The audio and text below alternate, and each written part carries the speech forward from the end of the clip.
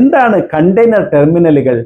സാധാരണക്കാരോട് ചോദിച്ചാൽ അവർക്ക് അറിയില്ല കണ്ടെയ്നർ ടെർമിനൽ എന്ന് പറയുമ്പോൾ. കണ്ടെയ്നർ ടെർമിനൽ എന്ന് പറയുമ്പോൾ സാധാരണ കണ്ടെയ്നർ കൊണ്ടുവന്ന് സ്റ്റോക്ക് ചെയ്യുന്ന ഒരു സ്ഥലമാണെന്ന് അതിന്റെ പേരിൽ തന്നെ നമുക്ക് മനസ്സിലാക്കാൻ കഴിയുന്നുണ്ട്. ഇത് കണ്ടെയ്നർ കൊണ്ടുവന്ന് സ്റ്റോക്ക് ചെയ്യുന്ന സ്ഥലമായിരിക്കും എന്നുള്ളത്.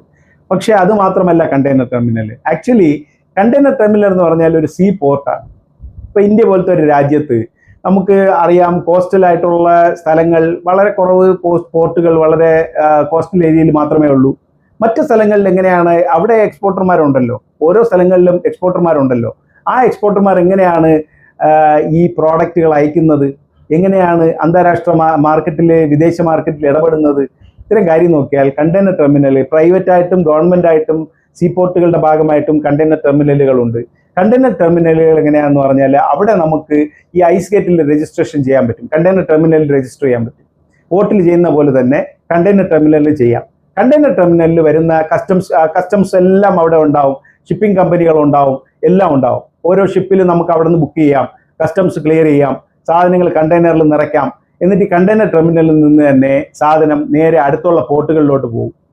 ഇപ്പൊ കോട്ടയം നാട്ടകത്ത് ഒരു കണ്ടെയ്നർ ടെർമിനലുണ്ട്. ആ കണ്ടെയ്നർ ടെർമിനലിൽ നിന്ന് നമ്മൾ ലോഡ് ചെയ്യുന്ന സാധനങ്ങൾ, ഇപ്പൊ റബ്ബർ ആണെന്ന് വയ്ക്കും, അല്ലെങ്കിൽ വേറെ എന്തെങ്കിലും കുരുമുളകോ അല്ലെങ്കിൽ ഏലക്കയോ ആണെന്ന് വയ്ക്കും.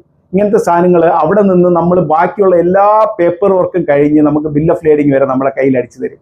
നമുക്ക് ക്ലെയിം ചെയ്യാനുള്ള സാധനം വരെ എല്ലാം അടിച്ചു തരും. എന്നിട്ട് ഈ കണ്ടെയ്നർ സീൽ ചെയ്തിട്ട് നേരെ അവർ ലോറികളിൽ കൊച്ചിൻ പോർട്ടിൽ കൊണ്ടുപോയിട്ട് അവരവരുടെ ഷിപ്പുകളിൽ, നമ്മൾ ബുക്ക് ചെയ്തിരിക്കുന്ന ഷിപ്പുകളിൽ വിദേശത്തേക്ക് അയക്കും.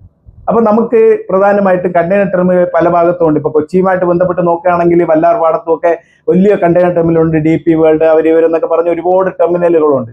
അങ്ങനെയുള്ള ഡീറ്റെയിലേക്ക് നമുക്ക് പോകണ്ട. ഏതെങ്കിലും സ്ഥലത്താണ് നിങ്ങൾ നിൽക്കുന്നെങ്കിൽ നിങ്ങൾ അടുത്ത് ഏതാണ് കണ്ടെയ്നർ ടെർമിനൽ എന്ന് നിങ്ങൾക്ക് അന്വേഷണത്തിന് മനസ്സിലാവും.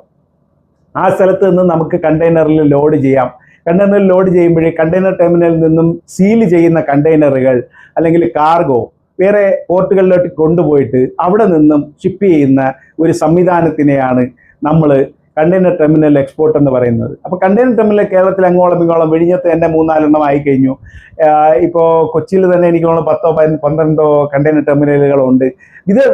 വിവിധ സ്ഥലങ്ങളിൽ നിന്നും നമുക്ക് കണ്ടെയ്നർ ടെർമിനലുകളെ ഉപയോഗിച്ചുകൊണ്ട് നമുക്ക് എക്സ്പോർട്ട് ചെയ്യാൻ കഴിയും. അതിലുള്ള മെച്ചമെന്ന് പറഞ്ഞാൽ ഇപ്പൊ കണ്ടെയ്നർ ടെർമിനലിൽ നമ്മൾ കൊടുത്താൽ, ഇപ്പൊ കോട്ടയത്ത് നമ്മൾ കൊടുക്കുന്ന ഒരു പ്രോഡക്റ്റ് നമുക്ക് കൊച്ചി വരെ എത്തിക്കുന്ന ചെലവ് നമ്മുടെ കയ്യിൽ നിന്ന് തന്നെ, അവര് ട്രാൻസ്പോർട്ടിങ് എക്സ്പെൻസസ് അവർ നമ്മുടെ കയ്യിൽ നിന്ന് തന്നെ ചാർജ് ചെയ്യും. പക്ഷെ അതിനകത്തുള്ള ഒരു മെച്ചം എന്താണെന്ന് പറഞ്ഞാൽ, ഈ കണ്ടെയ്നർ ടെർമിനലിൽ നമ്മൾ കൊടുത്തു കഴിഞ്ഞാൽ, കണ്ടെയ്നറിൻ്റെ അകത്ത് സീലായി കഴിഞ്ഞാൽ പിന്നെ അതിന്റെ സേഫ്റ്റി മുഴുവൻ നമുക്ക് നോക്കേണ്ട കാര്യമില്ല. നമുക്ക് കൊണ്ടുപോയി